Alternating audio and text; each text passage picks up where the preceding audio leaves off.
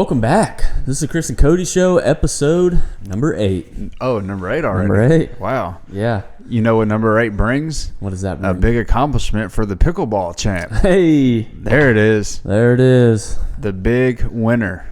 Whew.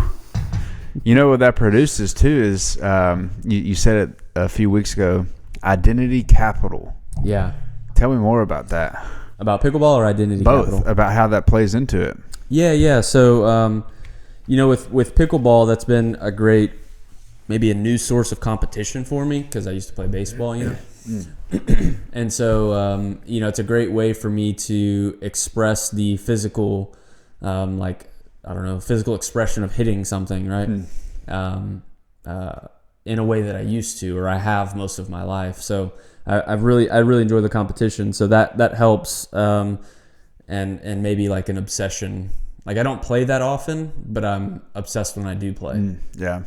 But as far as identity capital goes, I think what I've noticed is that the background that I've built through the philosophy, Vaji and the coaching work and stuff like that, and just like being curious has really allowed me to progress quickly in a way to produce an accomplishment like winning the tournament. Yeah. Champion. Right. Whew. And so as far as identity capital goes, I think we're always building an identity with people. Is it the question then becomes, is it one that you are intending to produce, or is it one that you're like you passively produce and it's maybe not good or bad, maybe it's indifferent. It's like what is the overall intention? Would someone want to be around you if you didn't have anything of value to offer? Like what kind of relationships are you building?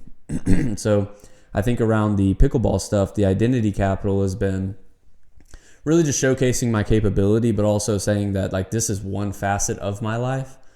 There's many more things going on, and in the business world, right, it's all about knowledge and networks. So being around people in the pickleball world, let's say, they are somehow, some way a network, and they all have their own lives outside of pickleball.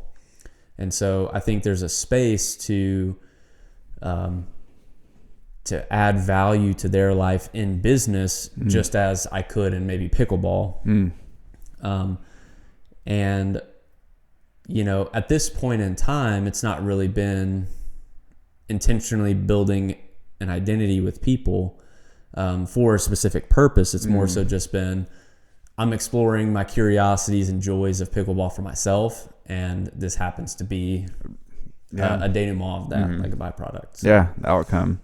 Yeah, the space for networks, that's been part of what's given us advantage since starting out back in 2017 is just bumping into people and knowing who's the who out there instead of getting stuck on the how. And so I think to where you are in life in general, you've built up a certain skill set to now where you can monetize, but also help other people contribute.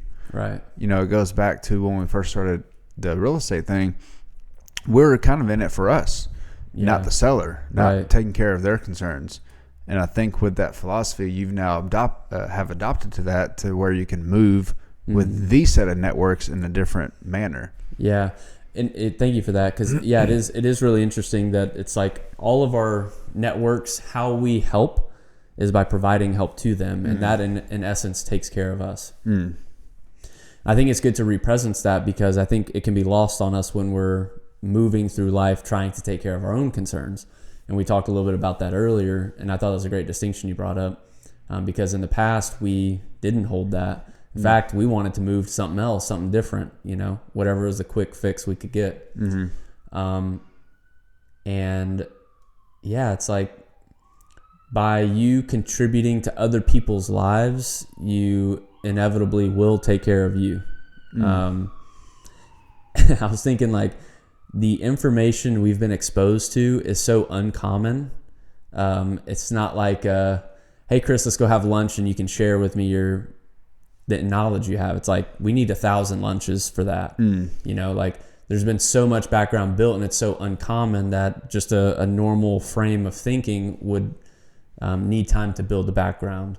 But part of our learning and perhaps mastery with the philosophy would be around how do you present that in some way that's easy, it's enjoyable for them, and it's definitive to them? Yeah. So that they can be in action with it. Because I think part of my grasp is like, I'm trying to make the business philosophy practical for myself. And until I'm really acting in that practicality, it's hard for me to tell others how they could be practical as well, or share rather than tell. You know, we as humans, we live in a linguistic framework. We live in language. Yeah. Similar to how maybe a flower or something lives in its environment and it grows through perturbations of energy, through sun, water. That's with us humans. And so how do you craft a narrative in such a way that perturbs someone's listening? Yeah. And so the example I give is like Patrick Mahomes. He competes with his athleticism, his arm, his thoughts, and just his experience in football. We as business folks and just as people in general, not playing a sport, we compete with our narratives and how we speak and who we speak to. But it's the triggering effect of what can I say that's going to perturb you in such a way that now you get to build a background with me. We can now build new interpretation together to think with. Yeah, I think that's a really good point because, you know, our language is how we orient with the world. Then by proxy of that, then thinking is social, meaning it takes more than one. You know, you have to interact with the world and be in the world to produce the thinking and the language for things. Otherwise, like, we wouldn't know what a tree is without someone giving us the description of a tree. And that's a narrative. And so I think same goes with the thinking in the business and everything is how do we organize around understanding others' concerns? And I think part of that is just a genuine curiosity of how do people take care of themselves and how do they not? Like what gaps do you notice with them and do they notice them themselves? And if not, there may be a space to offer help, but they also have to want help. So I think the biggest thing that I've learned is everybody wants to live a good life. I don't think anyone's walking around like, let me live a bad life, you know, or like where I'm constantly constrained. I'm stressed. I don't have enough, like these things. So I think I would speculate we could all organize around that as an initial common ground to establish as a frame to then build on, okay, well, we have different strategies or tactics that we've implemented that have enabled us to take care of our lives and refine our narratives of what it means to live a good life. One thing you brought up with help was everyone needs help, but everyone might not know they need your help. And so how do you, as a business owner, funnel that messaging or that craft, that narrative to where they need and want your help? Yeah. Some people don't know what help they even need. So how can they know that they need your help? Yeah. It's a good question. I think in the sales conversation, someone either is a market or you can produce a market. Yeah. And so it's interesting, like, noticing what concerns people are moving to take care of. Like, we know there's fundamentals. And Najee, it's like some people have concerns and some people are concerns. And that's different because, like, you may be oriented around survival or not oriented around survival, but you might not know that that's what you're working to take care of or need to take care of.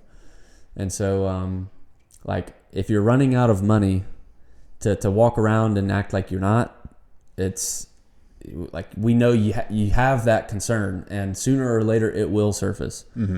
So how do we organize around helping, building a frame, understanding the realities of situations?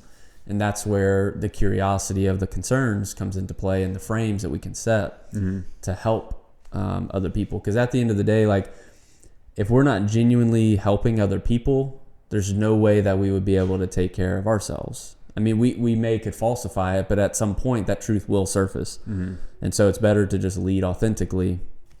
Well, yeah. What I'm hearing in that is the right now. I saw a video the other day from Toby, talking about, people are out of money right now. So, okay, it is what it is. But it's not a problem until it becomes one, like you're saying, that surfaces up through time, when you realize that, I don't have enough money. And for the baby boomers out there who have their money tied in the stock market, and that's all their retirement is, right, they're probably sweating right now with just the overall economy. Yeah. And I mean, it's I know good time to sweat too. Yeah. I think there is a correction, but continue. Well, I mean, mine dropped. I can imagine some of these who that is their, like, so I have time to rebound. Right. They might not. They might not. And so for me, and kind of what we've been talking about with a fund, is that opens up a new space for people, baby boomers, who have money sitting in an IRA or just an investment account tied to the market. Yeah. And there's alternative investments out there, such as real estate. Right. That's secured by insurance and first position lien. Yeah. And for us doing the deals that we've done, I have a hard time finding that to lose money on that. Yeah. Yeah. It's a great point because, we source these deals and we have an accomplishment or track record of having produced them year over year for a number of years now. And I think between you and I, the conversations have been around, we're getting better and better properties rather than worse and worse. The opportunities seem to be growing in a sense that these properties have a longer lifespan than before. We're buying newer built properties, not older. And we're noticing, based on all the deals we've done personally, that, that works. That doesn't work. Let me move around here. This would be a better profit. This would be a better structure. There's so many ways that we're leveling up our game and understanding how to transact, how to deal with market changes. What is the crisis moment? How do we deal with seller concerns? How do we deal with buyer concerns? How do we deal with the contracting concerns? There's so many skills that we have built of coordinating thought and action with people that is uncommon, especially around the deal acquisition. Yeah. And the fund idea is it's so great because that gives us that capability to put those skills to use and to work more frequently, right? And we have the deals that we're sourcing that we can raise capital for. And I love the idea of putting a fund together because it helps us bring others along the journey with us. Membership. Yes, and we can share this is what we're doing.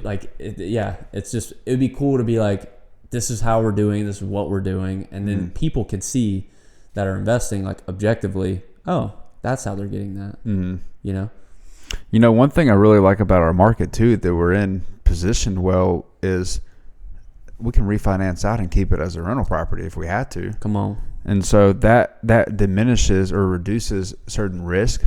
But a lot of new investors, we've been really fortunate to have the few lenders that we have that has probably lent us over $3 million plus. Oh, easy. Yeah. And the first question that someone new comes in, well, what happens if there's a downturn? Well, fundamentally, being on the acquisition side, what we're doing is underwriting deals at a lesser value already. We're already injecting that. But to further that point, we're buying them already half off. Yeah. It's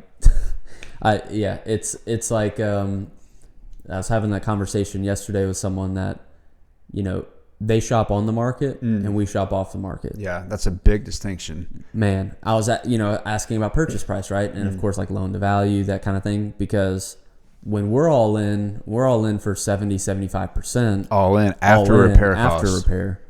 And they're buying it at that. Their situation is they're more 90-95% all in, but their situation is they're banking on the appreciation plus the cash flow from their rental. And for us, capital preservation, they're in a different situation. Right. And maybe. Yeah. But for us, it's a similar situation of we also get the appreciation. We also get the cash flow from the rental, but we're at 70%, not 90. Yeah. 95 or whatever.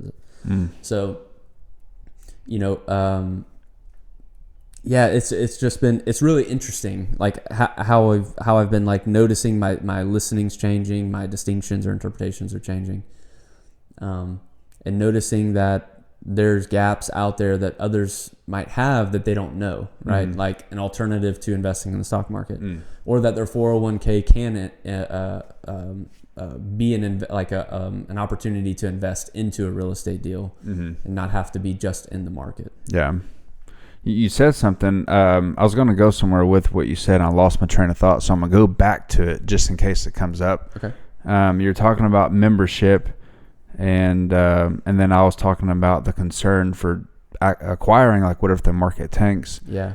Having the refinance ability as an exit strategy. Yeah. Like if all else fails, worst case scenario, or if there's a disposition necessary, like to sell or something, like you're all in for 70-75%. So even if you did discount it to 90% of the market value or 85%, there's still a margin there. One thing that I find that's really a competitive advantage, here's what I was going to say earlier, was we shop off market. There's a big distinction versus on and off. So metaphorically, imagine you walk into Walmart. Okay. And there is a for sale rack over there that says 50% off. That's where we shop. Yeah. That's where we produce deal flow. And it's the same quality. It's the exact same quality. We just we add the value to it rather than it either already being present, but we're able to do that in a way where instead of at 90%, it's 70. Yeah. And that's the distinction I wanted the listeners to have is, yeah, we might mess up. I've lost money on 3 deals. The lender hasn't. I did as an operator. Yeah. And what that taught me was out of the 350 plus deals we've done, only 3 we've lost money on.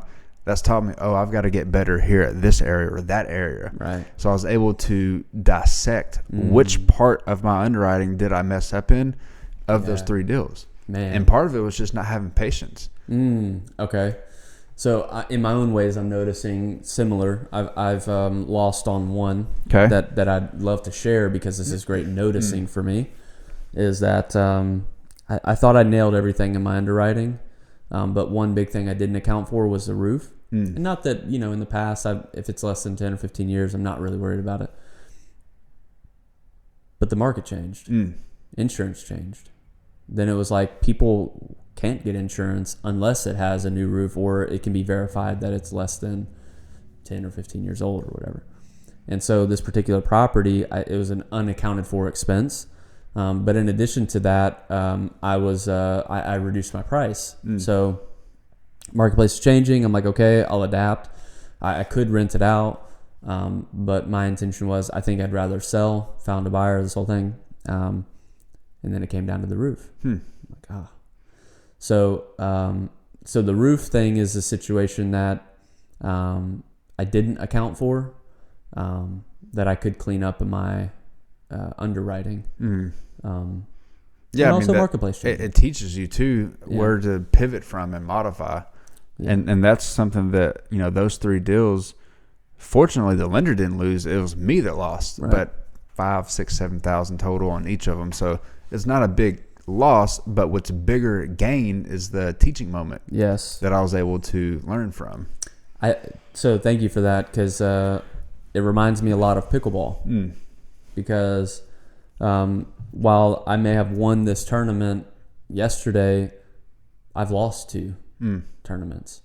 I lost in the club championship in December last year. I was in the championship, but I lost. That was a teaching moment. And same with the one previously, it was a teaching moment. And so, it's great when things work out, but it's so important, I think, that you're taking enough risk in life that you do lose. And I say lose like us, not like our investors or anything, but the purpose of that is we learn how to modify, because otherwise we wouldn't know that we need to modify because we'd win. Yeah. And if you're winning, then you don't have to modify it. Then you get comfortable. And then these things, like, it really takes that consistent, persistent effort to be marginally different every time, all the time. And even if things are working, it's like, where can we modify? Because we know that any uncommon offer we have will become obsolete at some point in the future. And so that it's great that we lose, while it costs us financially, the knowledge gain is just, it's so much more than that. Mm-hmm. Yeah. Well, that's really what I wanted to revisit with just uncommonness of how we acquire deals. I think that's a big distinction that the listeners ought to know. So, yeah, I think we're talking about doing some things down the road. Maybe even hosting like an event. In person. Like a community. Yeah, like to help build and share with others a little bit more about what we've been doing and how we've been helping other people, like investors get returns, or even operators learn how they can produce off-market deals as well. Because we notice like we have a small percentage of the market share, but there's so much more to gain. Yeah. And that. I'm talking off market specifically, that we can source.